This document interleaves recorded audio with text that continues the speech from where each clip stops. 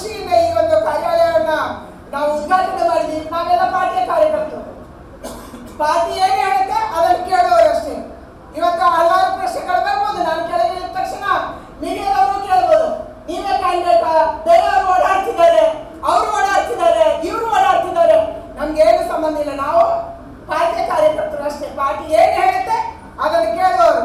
Party ಇಲ್ಲಿ ಕಳಿಸಿದೆ, ಉದ್ಘಾಟನೆ ಮಾಡಿ ಕಾರ್ಯ ನಾನು ಮತ್ತು ಅರಗ ಜ್ಞಾನೇಂದ್ರ ಬಂದಿದ್ದೀವಿ. ನಿಮ್ಮ ಜೊತೆ ಎಲ್ಲ ಉಡುಪಿ ಅವರ ಜೊತೆ ಜೋಡಣೆ ಆಗಿದ್ದೀವಿ.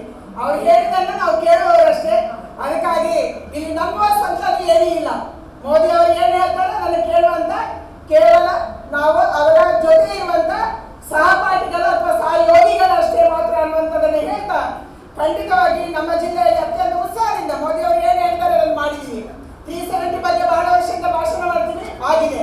ರಾಮ ಮಂದಿರ, ಓಡಿಯ ರಾಮ ಮಂದಿರ ನಿಗಮಗಳನ್ನ ಇಟ್ಟಿಗೆ ಉಂಟು ಕೇಳ್ತಾ ಇದ್ರು, ಇಟ್ಟಿಗೆ ಎಲ್ಲೋ ಆಯ್ತು ಅಂತ ಕಾಂಗ್ರೆಸ್ ಅವರು ಕೇಳ್ತಿದ್ರು. ಇವತ್ತು ಇಟ್ಟಿಗೆ ಎಲ್ಲಿದೆ ಅಂತ ಹೇಳಿ ಅಲ್ಲಿ ಅಯೋಧ್ಯೆಯಲ್ಲಿ ನಾವು ತೋರಿಸ್ಕೊಟ್ಟಿದ್ವಿ, ಇಡೀ ಜಗತ್ತಿಗೆ ತೋರಿಸ್ಕೊಟ್ಟಿದ್ವಿ. ಇದು ಮೋದಿ. ಅದಕ್ಕಾಗಿ ಮೋದಿ ಯಾವುದನ್ನು ಹೇಳ್ತಾರೆ ಅದರಂತೆ ನಡ್ಕೊಂತಾರೆ ಅಂತ ಒಬ್ಬ ನಾಯಕರನ್ನ 3ನೇ ಬಾರಿಗೆ ಪ್ರಧಾನಿ ಮಾಡುವಂತ ಒಂದು ಸದಾವಕಾಶ ನಮ್ಮೆಲ್ಲರಿಗೆ ಸಿಗ್ತಾ ಇದೆ. ನಾವೆಲ್ಲರೂ ಕೂಡ ನಮ್ಗೆ ಯಾರು ಹೇಳಲಿ, ನಮ್ಗೆ ಹೇಳದೇ ಇರಲಿ, ನಮ್ಗೆ ಯಾರು ಕಾಂಟ್ಯಾಕ್ಟ್ ಮಾಡಲಿ ಮಾಡದೇ ಇರಲಿ, ನಾವು ಪದಾಧಿಕಾರಿ ಆಗ್ಲಿ ಆಗದೇ ಇರಲಿ, ಯಾರಿಗೋ ಬೇಜಾರಾಗ್ಲಿ ಆಗದೇ ಇರಲಿ, ನಾವು ಕೆಲಸ ಮಾಡೋದು ನಮ್ಮ ಮೋದಿಯವರನ್ನ ಮತ್ತೊಂದ್ಸರಿ ಪ್ರಧಾನಿ ಮಾಡೋಕ್ಕೆ ಮತ್ತು ನಮ್ಮ ದೇಶದಲ್ಲಿ ಮತ್ತೊಂದ್ಸರಿ ಬಿಜೆಪಿ ಬಂದು ದೇಶದಲ್ಲಿ ಅಭಿವೃದ್ಧಿಯನ್ನ ಇಡೀ ವಿಶ್ವದಲ್ಲಿ ಇವತ್ತು ಅಬುಧಾಬಿ ಅಂತ ಒಂದು ಫೆನೆಟಿಕ್ ದೇಶ, ನಿಜವಾಗ್ಲೂ ಅದು ಹೇಳಿದ್ರೆ ಅದೊಂದು ಫೆನೆಟಿಕ್ ದೇಶ. ಅಲ್ಲಿಂದ ಇಡೀ ಪ್ರಪಂಚಕ್ಕೆ ಬೇರೆ ಬೇರೆ ರೀತಿಯ ಮೆಸೇಜ್ಗಳು ಹೋಗುವಂತ ಒಂದು ದೇಶ.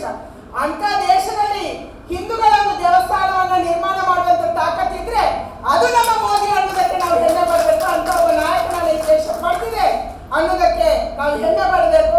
ಇಂಥ ಒಂದು ಕ್ರಾಂತಿಯನ್ನು ಅವರು ಕೇವಲ ನಮ್ಮ ದೇಶದಲ್ಲ ಹೊರದೇಶದಲ್ಲಿ ಮಾಡ್ತಿದ್ದಾರೆ, ಹೊರದೇಶದಲ್ಲಿ ನಮಗೆ ಗೌರವ ತರ್ತಿದ್ದಾರೆ.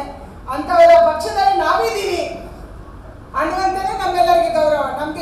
ನಮ್ಗೆ ಸಿಗದೇ ಇರ್ಬೋದು, ಸಿಕ್ಕಿರ್ಬೋದು, ಆದ್ರೆ ಅಂತ ಒಂದು ಪಕ್ಷದಲ್ಲಿ ನಾವು ಇದ್ದೀವಿ ಅನ್ನುವಂಥದ್ದೇ ನಮ್ಗೆ ಗೌರವ ತಂದಿರುವಂಥದ್ದು. ಇವತ್ತು ಸೋಮಶೇಖರ ಭಟ್ರ ನಾವು ಎಸ್ ಆಚಾರ್ಯನ ನಾವು ನೆನಪು ಮಾಡ್ಕೋಬೇಕು. ಇವತ್ತು ಉಡುಪಿಯ ನಗರಸಭೆ ಅಂತಂದ್ರೆ ಅಟಲ್ ಬಿಹಾರಿ ವಾಜಪೇಯಿ ಅವರು, ಲಾಲ್ ಕೃಷ್ಣ ಅದ್ವಾನಿ ಅವರು, ನರೇಂದ್ರ ಮೋದಿ ಅವರು ದೇಶದಾದ್ಯಂತ ಯಾವ್ದಾದ್ರು ಒಂದು ನಗರಸಭೆಯ ಸ್ಥಳೀಯ ಸಂಸ್ಥೆಯ ಉದಾಹರಣೆ ಕೊಟ್ಟಿದ್ರೆ ಅದು ನಮ್ಮ ಉಡುಪಿಯ ಒಂದು ನಗರಸಭೆಯ ಬಗ್ಗೆ ಹಿಂದಿನಿಂದ ಕೊಡ್ತಾ ಬಂದ್ರು.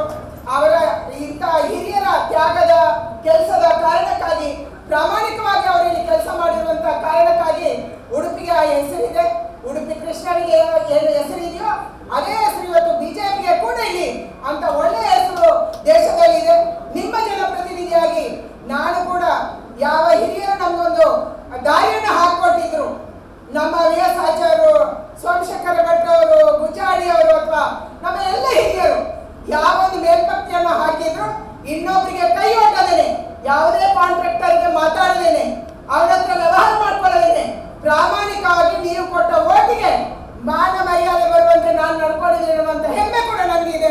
ಯಾರನ್ನೂ ನಾನು ಮಾತಾಡಿಸಿಲ್ಲ, ಯಾರ ಹತ್ರನೂ ನಾನು ಯಾವುದೇ ಒಂದು ಚಹಾ ಕೂಡ ಕುಡಿಯುವಂಥದ್ದು ಮಾಡಿಲ್ಲ. ಅದಕ್ಕಾಗಿ ಅತ್ಯಂತ ಪ್ರಾಮಾಣಿಕವಾಗಿ ನನ್ನ ರಾಜಕಾರಣವನ್ನ ನಾನು ಇಷ್ಟು ವರ್ಷದಲ್ಲಿ ಮಾಡ್ತಾ ಬಂದಿದ್ದೀನಿ, ಉಡುಪಿಯಲ್ಲಿ ನಾನು ಮಾಡಿದ್ದೀನಿ. ಅನುಕ್ಷಣದ ಸುದ್ದಿಗಳಿಗಾಗಿ ವಿಸ್ತಾರ ನ್ಯೂಸ್ ಯೂಟ್ಯೂಬ್ ಚಾನೆಲ್ ಸಬ್ಸ್ಕ್ರೈಬ್ ಮಾಡಿ. ಹೊಸ ಸುದ್ದಿಗಳ ನೋಟಿಫಿಕೇಶನ್ಗಾಗಿ ಬೆಲ್ ಐಕಾನ್ ಕ್ಲಿಕ್ ಮಾಡಿ.